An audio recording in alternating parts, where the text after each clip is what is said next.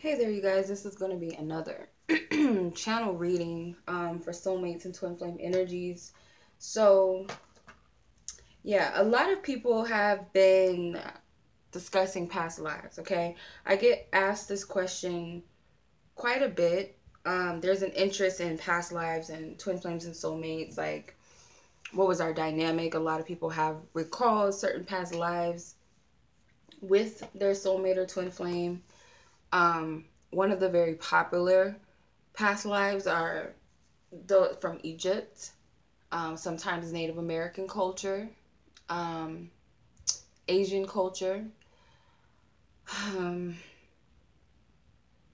I can recall some of those. Okay, I don't know all of the stories. It's weird, and sometimes you might even pick up what those people meant to you or who they were in a past life. If you believe in past lives, if you clicked on this video, there's more than likely you believe in past lives, um, where you know the roles of a twin flame or a soulmate, or maybe you've had many soulmates in your life and you recall what they meant to you. Um, I have experienced that. Some of them I can see that we were siblings. Some pretty bad, dark stuff sometimes, like very painful past lives. And I feel like we can kind of get confused and try to apply those past life connections or circumstances to the current connection now and in the circumstances now, okay? So, like, for instance, for one of my past lives, um, this one was in Egypt. It was two men involved, um, with this one of my so-called twin flame soulmates or whatever. And one of them were, and they were both brothers or something. I don't know if I was related to them. I don't think so. It'd be kind of weird, right? But they were definitely related. And one of the brothers, I was with the brothers in a relationship. The brother was abusive. He was a cheater, and I suffered a lot in that relationship. The other brother happened to be there, someone that I consulted in a lot. And we ended up having an affair. And it sounds so crazy because it just sounds like some crazy like novel or something. But the brother I was with ended up finding out about the affair through me, and he murdered his brother. And it was really traumatic. And even as I was recalling this and remembering all of this, it hurt really bad. I started crying. So it pulls up emotions in you. So it's not just something crazy. Like, it's easy for you to sit up in here and say she's crazy, or I could say to myself like I'm crazy. But these past lives are very real. Okay, sometimes we can make up things, or we might get pieces of the information but not the whole story. But definitely it's a real thing. I had someone on Facebook reach out to me and ask me if I could do a reading about twin flames and past lives. I definitely wanted to do that because I feel like it's a common thing. It's a question that a lot of people want to ask. And I don't want to just look at it as like, this is your past life and this is what happened. I kind of want to look at it from a perspective of how does it relate in the now, if that makes sense. And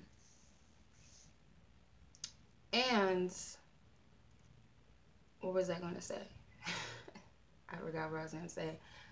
But yeah, I want to look at it as a collective energy, because when I channel messages, it'll resonate differently for everybody, or somebody will take something from it, because spirit will speak through me to you, someone specifically, or maybe multiple people, something different. They'll recall something different. So it can work in that way. I may do a donational type of reading for anybody that's interested and wants to look at their soulmate or twin flame like connection, what the past life connection was, if you feel called to, and if you trust me enough to look into it. I'm definitely open to that. Okay, but anyway, let's take a look here. I'm using the Lover's Path Tarot and the Hidden Realms Oracle deck, I believe it's called. I don't have the box with me, but okay, so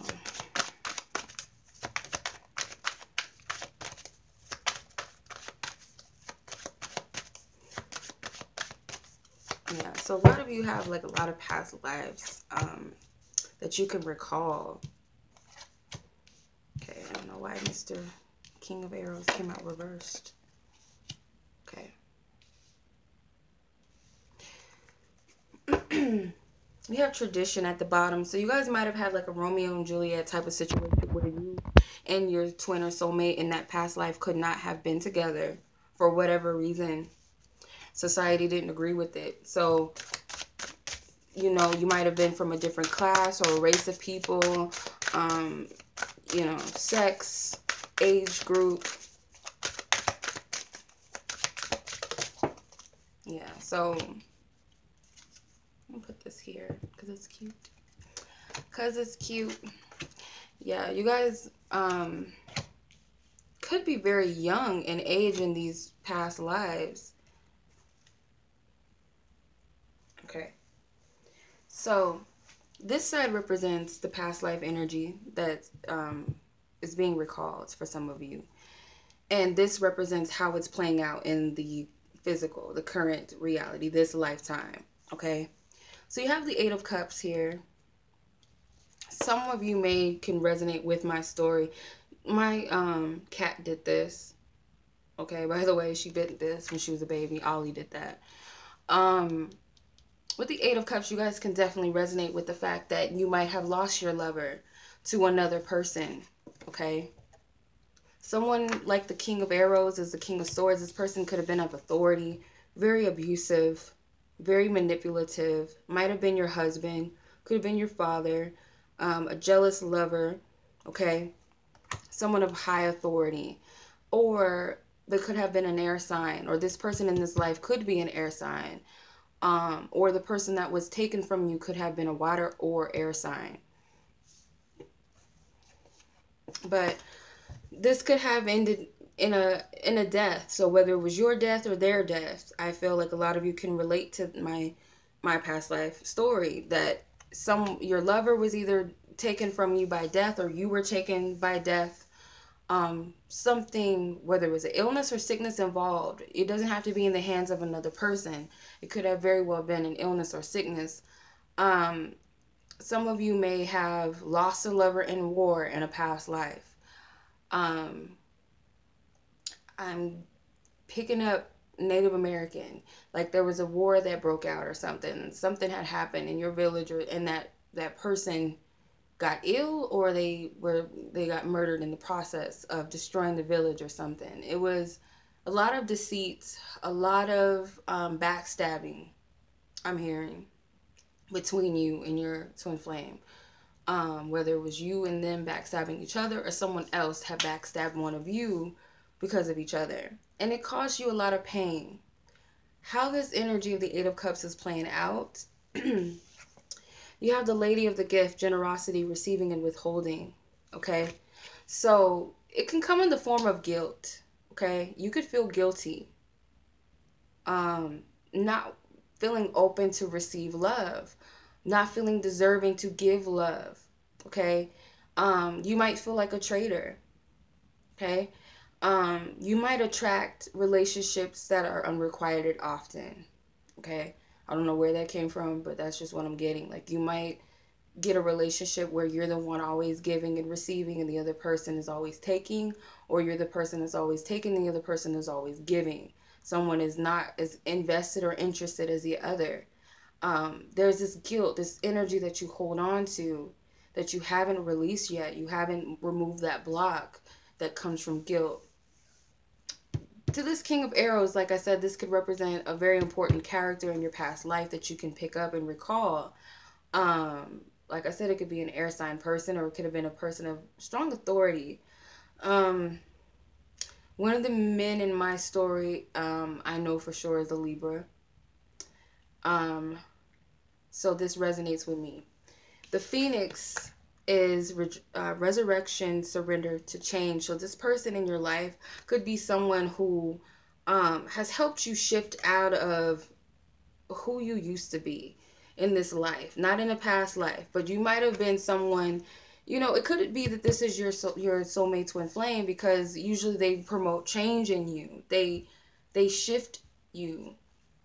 They help you to make changes, okay? It's like a phoenix. You had to rise from the ashes. You might have had a very tough childhood before this person, or love life before this person, and when they came in, it's like they helped you make did a 360. You might even happen. I don't even know why I'm saying maybe, because that's what happened when you meet your soulmate or your twin flame, that significant soulmate. This person usually helps you to awaken to your higher self. Okay, it's a process. Okay, so because it adds up to number 11. This might be the last significant soulmate that you meet in this life. Okay, I don't know where that's coming from either, but that's coming up because we have number 29, and that's like, this is the end all be all. This is it with number 11. 2 and 9 add up to 11, essentially number 2. Okay, so you two come together. There's this portal that opens up. A lot of twin flame theories, their favorite number is number 11. Okay, or 1111. So the 7 of coins, there may have been a lot of poverty for you. You might have not been, you might have been the one with more money versus your twin flame soulmate, or they had more money than you. Some of you had children involved. Some of you, if your twin flame or soulmate abandoned you, they left you with child. A lot of you had babies with your twin flame soulmate, or maybe someone who was not your twin flame soulmate. This is weird. One of the twin flames of soulmate, they died. Okay, one of you, somebody out there, that person died, and you had a baby with them, and some other person came into the picture, or was already in the picture if there was infidelity involved, and had to raise that child. Okay, but some sort of abandonment with children here. How this is relating in your current life, you have the hungry ghosts, obsessions, scarcity consciousness, attachment. Yeah, because you've been abandoned in a past life. That child has been abandoned. So it could be that you're constantly obsessed with this person, which is normal, constantly needing their validation and their attention. The scarcity consciousness aspect of it, it's a lot of going against your values and your morals. You don't pay attention, no matter who this person is on the spiritual level, no matter what they represent in your life. It still doesn't excuse, the fact that you have to value yourself and respect yourself enough not to allow someone to step all over you, be a doormat. Because I just get here that this is a codependency energy here. Okay, the hungry ghost. This is like something that you just need. You have to feed this energy. You have to feed it and feed it. With the 7 of coins, like I feel, and it might not, like, I'm reading these cards differently than what they say, because I'm going off of the energies and the imagery off of the cards. I really feel like there was some abandonment here, being left with this child. So it's like this hidden subconscious energy that's still, in this life saying, don't leave me, don't leave me. I need you. I'm sorry. I'm guilty. I apologize. I did this to you, for some of you. Or they could be very obsessed with you. It could be both ways. You guys could probably be very codependent on one another. Okay. To the point where it's unhealthy. And I feel like the spirit is trying to show you that this is something that needs to change within the both of you. It's imbalance. It's not healthy. Okay, so I had to pause the video. My daughter just got off from school. I just got to make sure she was in and everything. Okay, so we have the 7 of Cups. 7 of Cups, I feel, is like there was so many memories and some good things that you took from it, some negative, some bad things, and definitely death is involved. Definitely deceit is involved. Definitely authority. Definitely different classes of people involved, cultural differences, age difference, all of those different societal structures that we focus on. Those types of things are definitely involved, but there's also good and love and purity involved. And I feel like you took so much from it. So in this current life, how this energy is registering for you, you have the resting tree, patience and stillness, number 22. So you may be like picking up this in your dreams, okay? There's a lot coming to you as you sleep, maybe in meditation, when you're not even trying to think about it. It's just when you're naturally just at peace or resting or something, you're just sitting on the couch or something, falling asleep, or, you know, could be just driving in peace and stillness or in your sleep. These memories, you're picking these up. And this card also represents daydreams and fantasies too. Sometimes illusions. But I feel like you're picking all of this up in your sleep, in your dreams, and you don't know where these messages is coming from. But it's coming to you. So I'm going to pull from the Isis Oracle deck as the advice card for you all, because you guys are not all going to resonate with this. You might take bits and pieces out of it. I love past life stuff. So like I said, if you guys trust me enough and are interested in getting your own personal reading, I can do it completely donational, the minimum of $20, okay? And of course, shoot me an email and let me know like what it is that you're want to look into, or the name of you and that person. I can definitely look into it, like I said, because I like this type of stuff. I would be more than happy to do it. And like I said, I had a couple of people ask me to do a general reading on it, and you know, here I am, and I think it's really cool. You might think it's kind of weird and crazy, but I think it's cool. So we have Cartouche. Hope I'm saying that right. Divine names of power. And like always, I like to take from the book because the book is so insightful. It has some good stuff in there. So I'm going to read from the book. I don't really like reading from cards, like tarot card books and oracle card books, because it's like, it's kind of unnecessary when you just read off of your own intuition. But this book, it has good stuff in it. Might take a while to read it. Anywho, let's get into it. So, Lady Isis initiates you now into her special mysteries. The use of sacred intonations. The words that you speak are rapidly gaining power. To benefit from this power rather than be undermined or held back by it, practice thoughtful speech and clear your heart of old unforgiveness, which can poison your words unintentionally. Okay? As your heart grows in purity, you'll be able to speak with spiritual authority. What you speak of will come into being more swiftly and obviously.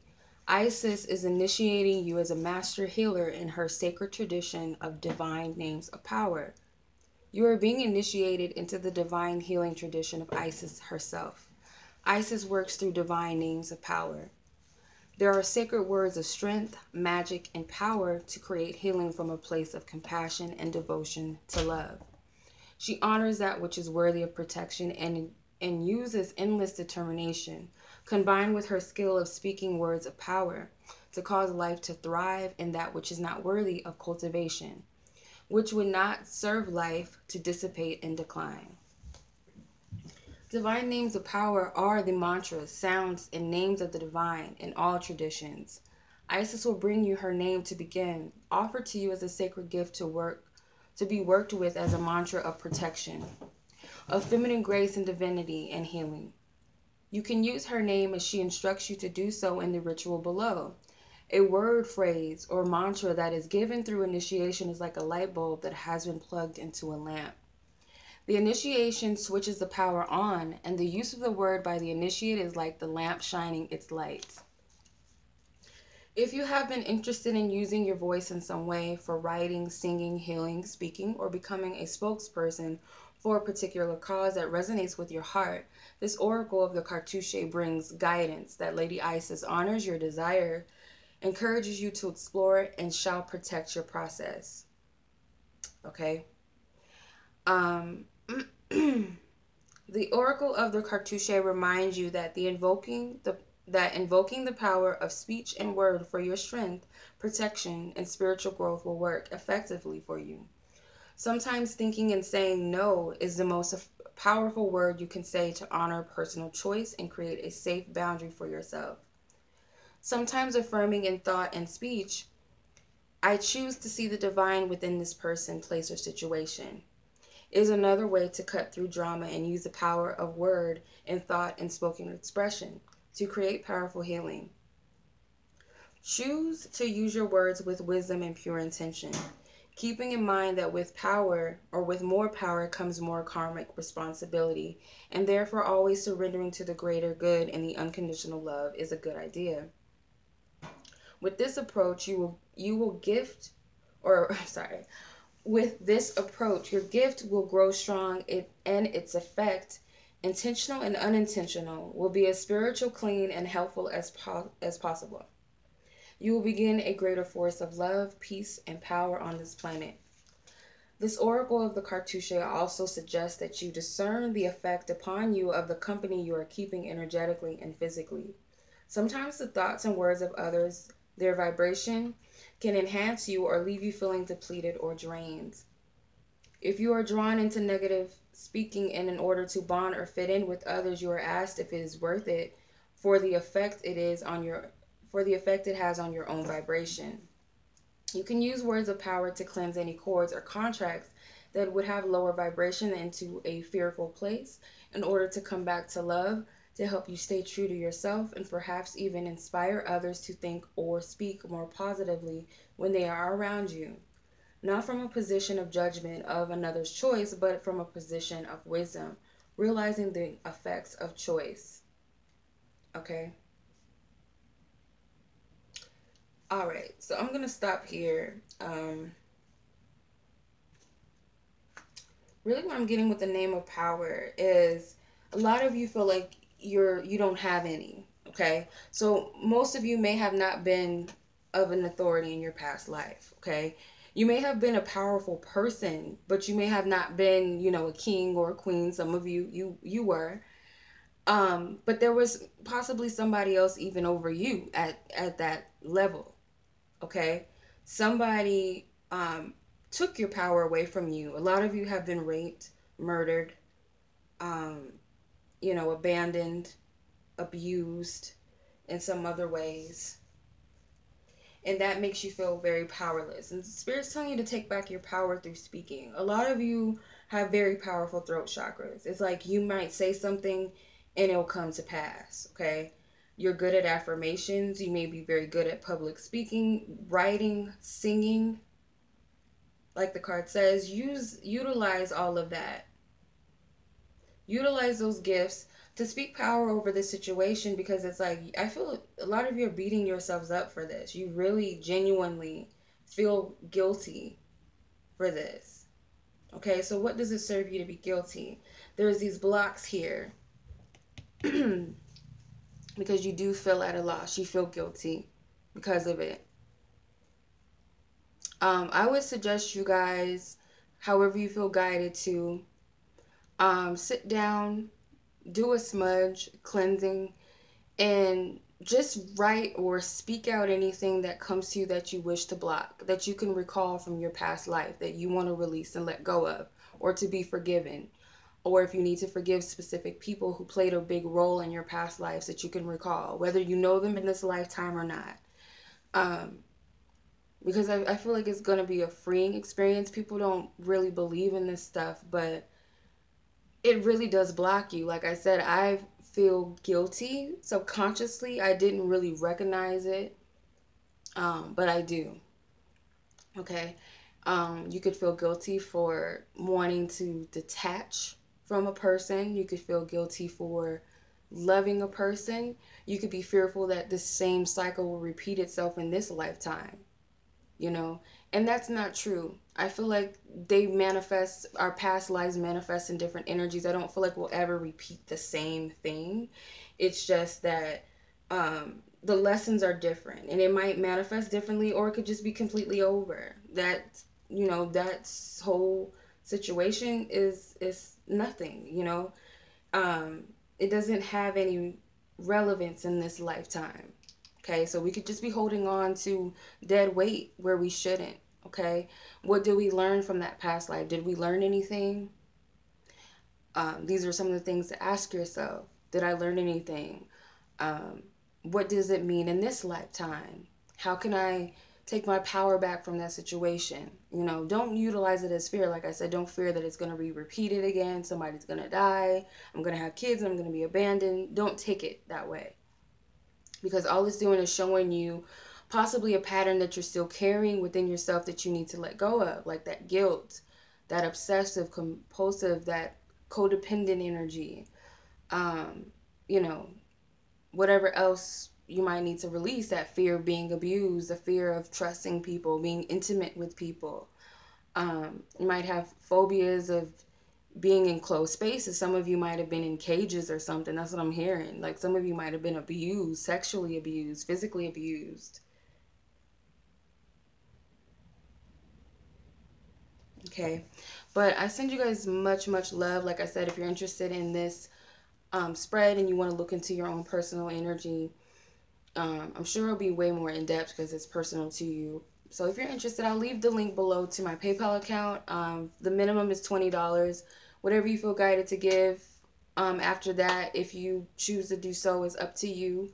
Let me know once you do that. Send me an email with your names and whatever you feel guided else to send. Like, you know, if you have any backstories or anything. I don't really need backstories. I like to read from a clean slate.